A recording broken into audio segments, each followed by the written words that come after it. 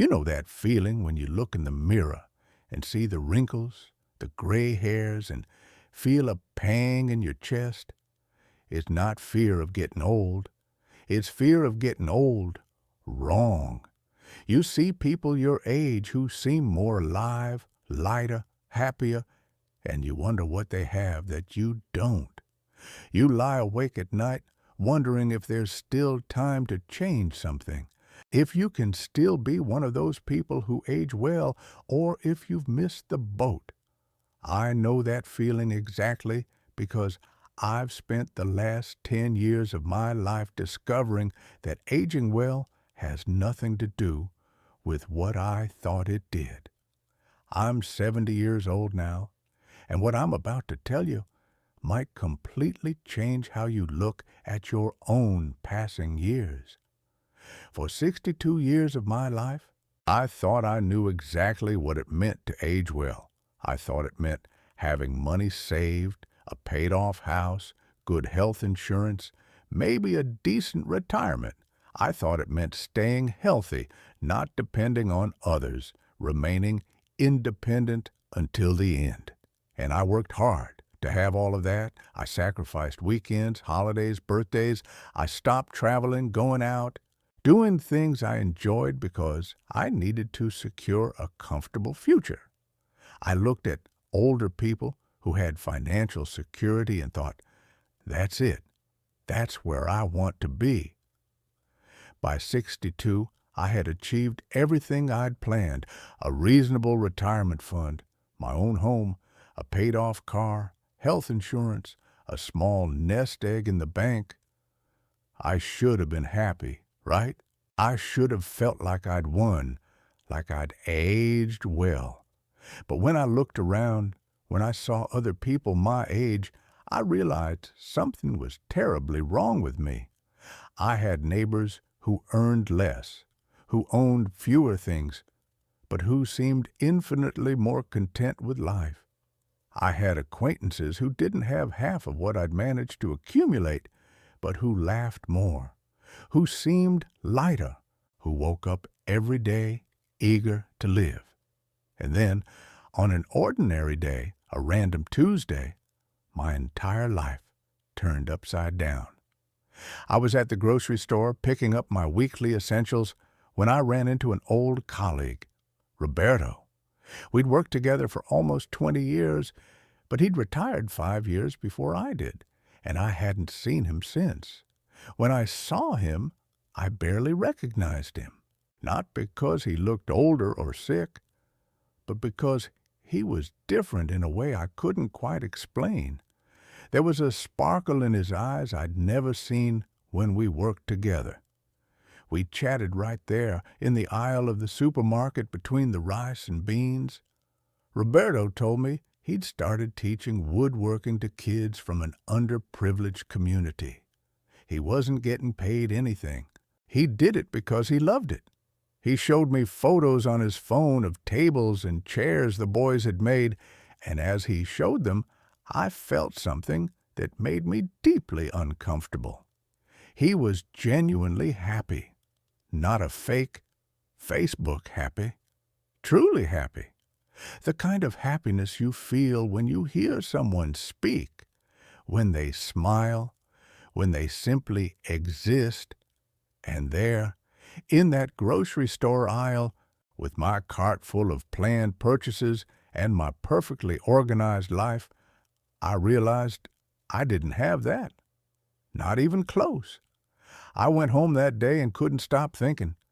I looked at my flawless routine, my tidy house, my controlled life, and for the first time in decades, I asked myself a question I'd been afraid to ask. What was all of this for? What was the point of accumulating, saving, depriving myself if in the end I was empty inside? Roberto didn't have the retirement I had. He lived in a rented apartment. He didn't have a new car, but he had something infinitely more valuable. He had purpose. He had connection. He had a reason to wake up every day. And you know what scared me the most? Realizing how many people around me were exactly like me, financially stable, physically okay, but emotionally hollow. All of them thinking they'd done everything right, that they'd aged well, but all of them feeling this void that no one wanted to admit existed. I remember talking to my sister the following week. She's 68, always been the organized one in the family, the one who planned everything perfectly. And when I told her about Roberto, I saw tears in her eyes. She whispered something I'll never forget. I have everything I ever wanted, but I don't know what for any more. I started observing older people then, not with envy or comparison, but trying to genuinely understand what separated those who seemed to be truly living from those who were just existing. And I discovered something no one had ever told me, something that completely changed how I viewed aging. The people who age best aren't the ones who have the most. They're the ones who care the most, not about things, about people, about causes, about meaning. I met Donna Maria in a park near my house. 77 years old, retired on minimum wage, living in a small apartment she shared with her daughter. Every Tuesday and Thursday, she'd go to that park to feed the pigeons and stray cats. She'd sit on a bench for hours, chatting with other ladies, laughing, telling stories. One day, I sat next to her and asked if it wasn't hard to live on so little. She looked at me as if I'd said the strangest thing in the world. Little? I have my daughter, my grandkids who visit every weekend, my friends here from the park, my little animals who depend on me. What else do I need? That hit me like a punch to the gut. I'd spent 60 years accumulating things, thinking that was what would make me age well. And Donna Maria, with her minimum wage retirement, had discovered the secret I'd never found. She had reasons to exist. She had people and animals who depended on her. She had real connections. She had purpose. I started noticing other signs. Sir Joachim, 82 years old, who walked through the neighborhood every morning, greeting everyone, not because he needed the exercise, but because he liked knowing how each person was doing. Donna Rosa, 74 years old, who had turned her apartment balcony into a garden and spent hours tending to the plants, giving cuttings to neighbors, teaching anyone who wanted to learn. So Pedro, 79 years old, who played guitar at church every Sunday, not because he was paid, but because he loved seeing people sing along. All these people had something I didn't, and it wasn't money. It wasn't perfect health. It wasn't financial security. It was something much simpler, and at the same time, much harder to achieve. It was meaning. It was belonging. It was the certainty that they mattered to someone or something beyond themselves. You must be feeling it too, right? That sense that everything is in place but something crucial is missing. Maybe you wake up in the morning without a clear purpose. Maybe you spend the whole day busy but feel empty when you lay your head on the pillow. Maybe you look at people who seem simpler than you and wonder why the heck they seem happier. Tell me in the comments, have you ever stopped to think about what truly makes you feel alive? You can just write, "I feel alive when," and complete it. It doesn't need to be anything elaborate, just honest. Because when we put these things into words, we start to see patterns, to understand what truly matters. And your comment might wake someone up who's been living the same lie I lived for decades. So tell me, what makes you feel alive? After that encounter with Roberto, I started making changes, small ones at first, because I was scared. scared to step out of my comfort zone, scared of looking foolish, scared it was too late to change. I started attending a book club at the public library. At first, I just went to listen, but gradually I started participating, sharing my thoughts, making friends. I met people of all ages, all walks of life, all kinds of backgrounds, and for the first time in a long time, I felt like I was part of something. A few months later, I volunteered to teach free math classes to kids at a public school near my house. I'd always been good with numbers, worked in accounting my whole life, but I'd never thought about teaching. The first time I walked into that classroom and saw those eyes looking at me with expectation, I felt something I hadn't felt in years. I felt like I mattered, that my existence had weight, that if I wasn't there, something would be missing. And you know what's funny? The more I did these things, the more I connected with people and purposes, the less I thought about money, about security, about all those things I thought were essential for a good retirement. Not that they aren't important. They are. But I discovered they're just the foundation, not the whole structure. They're the ground on which you build a life, not the life itself. My friend Carlos died last year, 75 years old, sudden heart attack. It was at his wake that I had another big realization. The hall was packed.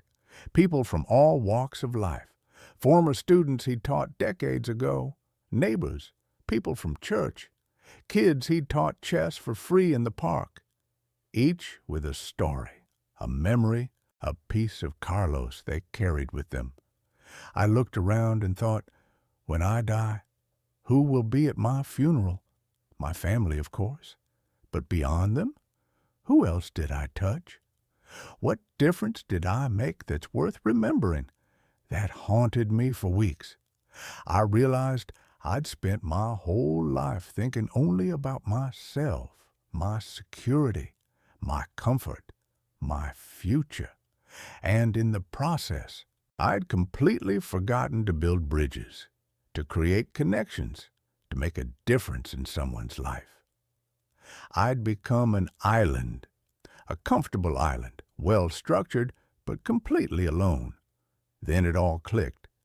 Aging well isn't about having a perfect body or a fat bank account. It's about having reasons to wake up.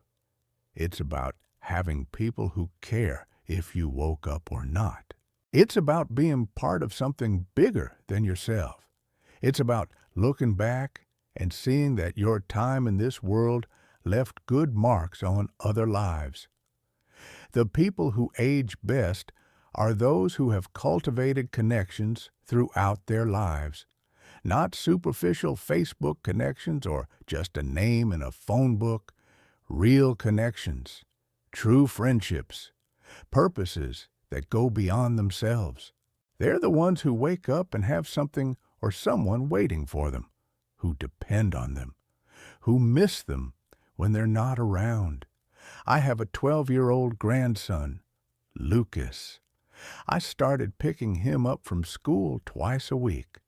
At first, it was just a favor for my daughter who works far away, but it became the best part of my week. We talk on the way. He tells me about his classes, his friends, his problems. And I realize I'm important to him in a way money could never buy. I'm the grandpa who picks him up from school, who listens, who cares. And that makes me feel alive in a way my retirement never did. Are you getting where I'm going? You've probably spent your whole life, just like me, focused on the wrong things, thinking that aging well was about accumulating, saving, protecting yourself. But it's not. It's about the exact opposite. It's about opening up, connecting, giving.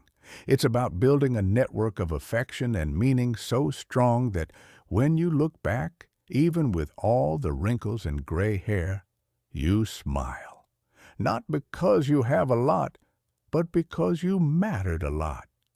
Mrs. Eulalia, an 86-year-old lady I met at the library, told me something I'll never forget. She lost her husband 15 years ago, lives alone, has a minimal pension. But every Monday she goes to a daycare to read stories to the children. Every Thursday she visits bedridden seniors at a nursing home. Every Saturday she tends to the neighborhood's community garden. One day I asked her how she managed to do all that at her age. She laughed and said, "That's what keeps me at this age. The day I stop being useful, the day I stop mattering to someone, that's when I'll truly get old." That phrase has stayed with me because I realized she's right. People don't get old when their bodies age. They get old when they stop mattering, when they no longer have anyone who needs them, when they no longer have a purpose. And the saddest part is that many people choose this without realizing it. They isolate themselves, they shut down. They think protecting themselves is the way, when in reality, it's the exact opposite. Look around you now. How many people would truly care if you didn't wake up tomorrow? I'm not talking about family obligated by blood ties. I'm talking about people who would genuinely miss you, who would have a void in their lives because you're no longer there. If the answer scares you, if you realize it's few or none, then it's time to change. Not tomorrow, today. Start small. Start with what you have. Have a gift? Share it. Know how to do something? Teach it. Have free time? Donate it. It doesn't have to be anything grand. It doesn't have to change the world. It just needs to connect. It just needs to matter to someone other than yourself. That elderly neighbor who lives alone? Call him once a week. That nonprofit asking for volunteers? Show up. That kid in the family nobody pays much attention to? Become the special adult in their life. That place you always enjoyed going to? Become a regular presence. Become part of that place's story. If I could go back and talk to my 40-year-old self, you know what I'd say? Stop accumulating and start giving. Not necessarily money, though helping those in need financially is important too. But give your time, give your attention, give your knowledge, give your presence. Because in the end, when you look back, you won't remember the car you bought or the house you renovated. You'll remember the people you touched, the lives you changed, the moments you created. Today, I'm 70, and I finally get it.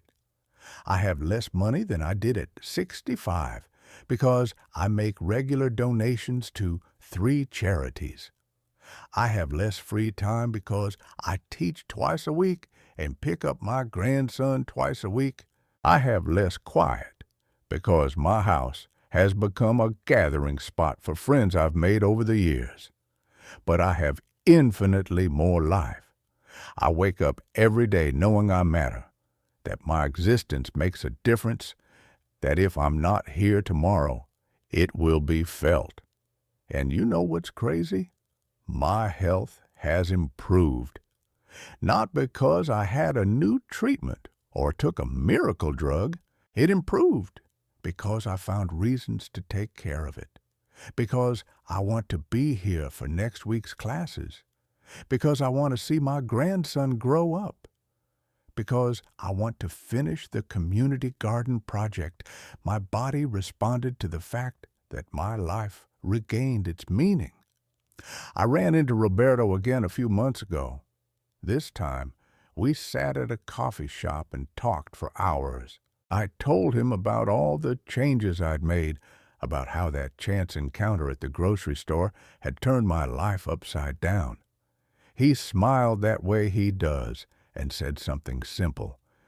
We don't get old when our bodies age. We get old when we forget what it means to be alive. So here's the truth I took 70 years to discover. If you want to age well, if you want to be one of those people who seem more alive, lighter, happier, despite the years. You need just one thing. You need to matter. You need people who depend on you, causes that need you, purposes that get you out of bed in the morning, not because you have to get up, but because you want to get up. And if you think it's too late, that you've passed the point of no return, that your life is already set, let me tell you. I started changing at 62. Mrs. Henderson started at 75. Old Mr. Jones, who walks the neighborhood every day, started at 80. It's never too late to start living for real. It's never too late to build connections. It's never too late to find purpose. What separates people who age well from those who just get old is so simple, it's almost scary. Those who age well keep feeding their hunger for meaning. They keep connecting. They keep mattering. Those who just get old isolate themselves, protect themselves, shut down, and slowly fade away long before their bodies stop functioning. Do you have that something I discovered too late? Do you have people who depend on you, causes that move you, purposes that make you wake up with a desire? If you do, protect it with your life. If you don't, go after it now. Don't wait until you're older. Don't wait until you retire. Don't wait until you have more time. Because the time won't come. Life won't stop being hectic. The excuses won't run out. What you have to do is decide today that your life will have more than accumulation. It will have impact. It will have connection. It will have meaning.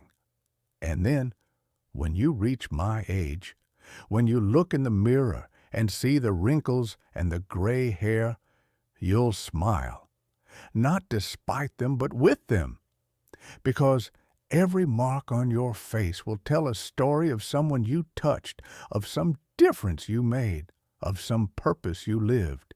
If you've made it this far, it's because something in this story resonated with you. Maybe you're starting to realize you've been focusing on the wrong things. Maybe you're feeling that emptiness I felt. Maybe you're ready to change. You're not alone. This channel exists for people like you, people who want to age truly, not just get old, people who understand that life is too short to be lived without purpose. Subscribe here to get more stories, more lessons that I and others learned by paying the price of experience. Give this a like if this video made you reflect, if it made you question something about how you're living. And please tell me in the comments, do you have that something? Do you have reasons to wake up that go beyond obligations? Do you matter to someone in a way that would be missed if you were gone? I'd love to read your story, to know where you are on this journey, because together, by sharing experiences, we learn faster. The clock is ticking for all of us. The question isn't if you're going to age. The question is how you're going to age. Choose wisely.